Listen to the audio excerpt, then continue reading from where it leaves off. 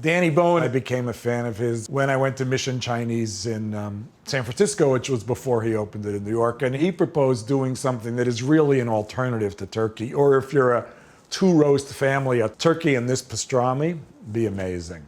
You know, Hanukkah is the same as Thanksgiving this year, so we have a sort of Jewish dish, which is nice. So basically we have a big piece of corned beef. You can pick this up at your butcher. So I'm gonna take a little bit of the mustard here and then just spoon it on. And I'm just gonna rub that in just to kind of get a coat. This is gonna help the spices and the rub stick to the meat. And then again, I have the rub here completely combined. The rub is made of kosher salt, some brown sugar, and some cracked black pepper. You really want to kind of crust this. And then this would set typically in the refrigerator, uncovered on a resting rack, for about 12 hours overnight. So it really penetrates and cures the meat.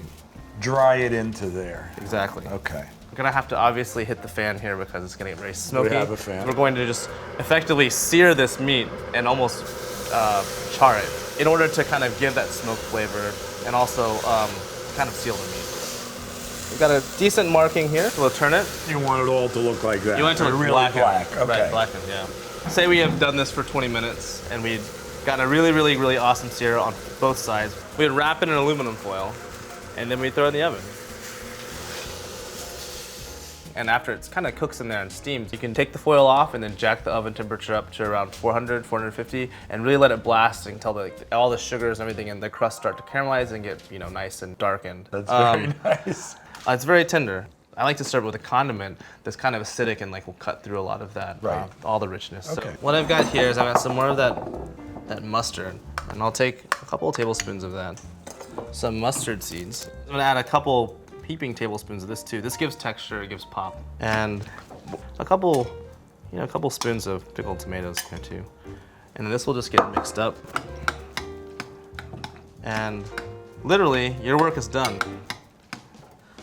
So it's very important to let this rest. I'll cut here, and you can even see it's very juicy. This is what you want to see. This fat is it's basically you can just tear it off if you want to. Well, will you cut us a couple slices? Look at the color of that. There's no turkey dish that is ever going to be anything close to this. There are a lot of people who are going to do this. I hope so. I only hope so. This is really great. It's really cool. It's if we can get pastrami on the Thanksgiving table, I think it makes it better.